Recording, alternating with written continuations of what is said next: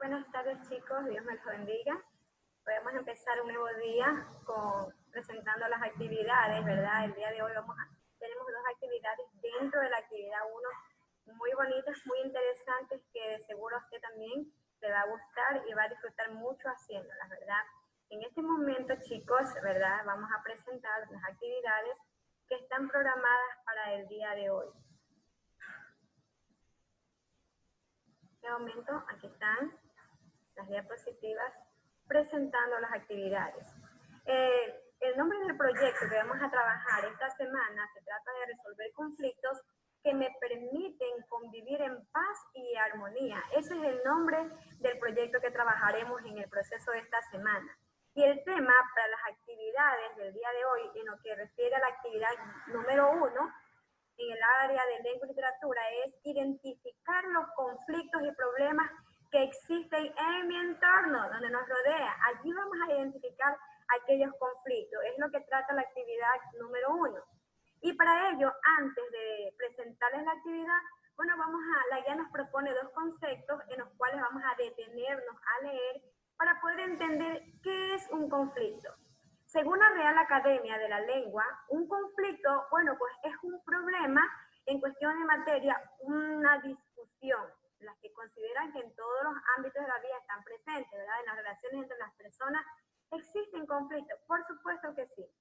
En todos los ámbitos políticos, económicos, sociales, familiares, laborales, se presentan discusiones, ¿verdad? Entonces, vamos a trabajar lo que es un conflicto el día de hoy.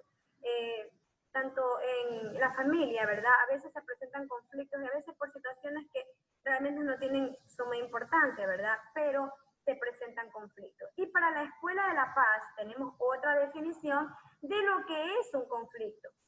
Los conflictos se producen entre dos personas, por supuesto que sí, ¿verdad? Que tienen intereses distintos y posturas distintas que no son compatibles. No todos piensan igual. Hay diferencia de conceptos para ellos, de cualquier tema que se esté tratando, ¿verdad? Entonces, como hay diferencias de pensar, de pensamientos, de puntos de vista, entonces es ahí cuando se genera un conflicto, un problema, una discusión. Pero aquí hay algo muy importante que más adelante vamos a detallar. Dice, por lo tanto los conflictos son naturales, es algo muy natural que sucede entre las personas, ¿verdad?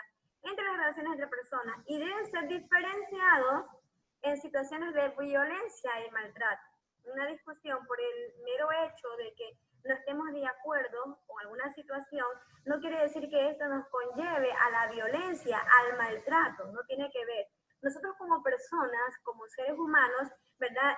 Tenemos que proceder a la comunicación, al diálogo. Si algo no estamos de acuerdo, porque jamás las personas estaremos de acuerdo en todo, siempre va a haber pequeñas diferencias, pero esto no quiere decir que tengamos que ir a la violencia, sino que a la comunicación, al diálogo, para mediante el diálogo y la comunicación llegar a un acuerdo y solucionar este inconveniente.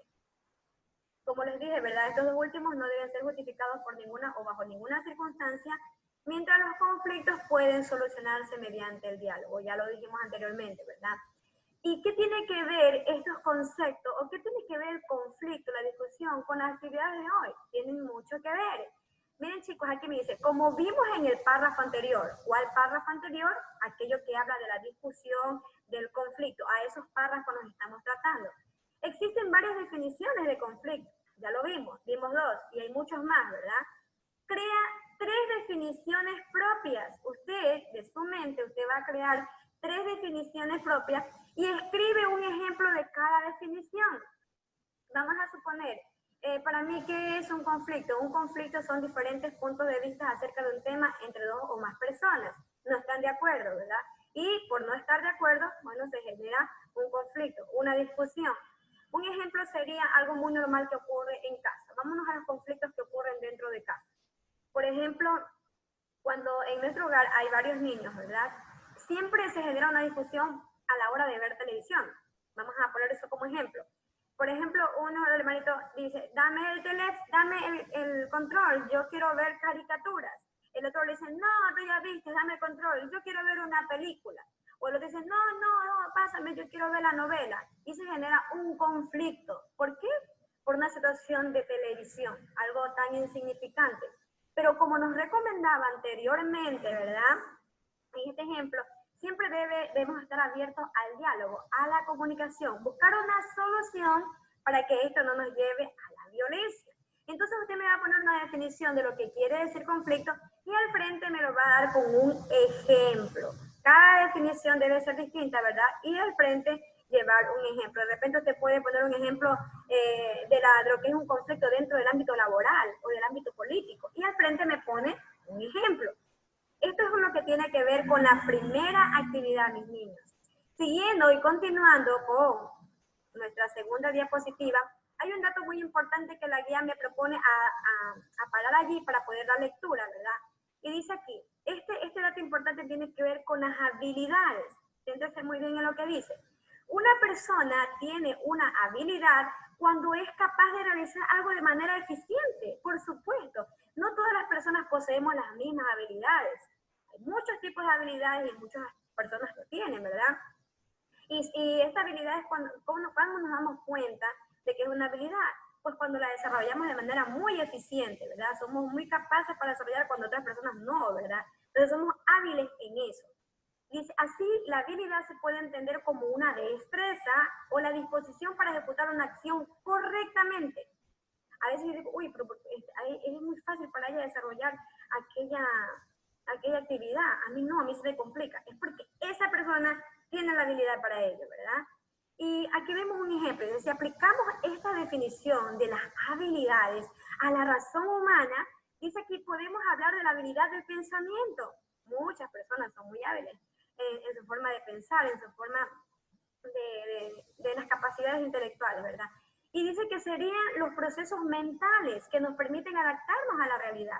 La capacidad de solucionar problemas. Esto es lo que tiene que ver con la capacidad las habilidades del pensamiento, ¿verdad? Muchos quisiéramos tener la habilidad para poder mediar en algún conflicto, ser un mediador, tratar de solucionar esos problemas, de poner en tranquilidad a las personas y mediante la palabra, porque tiene la habilidad de la palabra, mediar y llegar a una tranquilidad en ese problema y buscarle una solución. No todos poseemos la habilidad de hablar con las personas y tranquilizarlas. Hay personas que sí lo tienen. Entonces aquí, una de las habilidades básicas que necesitamos las personas, todas las personas, ¿verdad? Es la comunicación. No todos tenemos la habilidad de comunicarnos. Cuando existe o se genera algún conflicto, lo único que acudimos es a los gritos, ¿verdad? Yo quiero tener la razón, no quiero que el otro tenga la razón, y empezamos con la discusión. Y muchas veces, lamentablemente, se llega al maltrato, ¿verdad? Pero me dice aquí que las personas debemos comunicarnos para poder resolver, mediante esa comunicación, resolver nuestros conflictos. Es decir, expresar emociones positivas y negativas. Yo tengo que decir lo que me gusta, lo que no me gusta. Y así, sabes que a mí no me gusta esta manera de proceder tuya, cómo tú te dirijas hacia mí.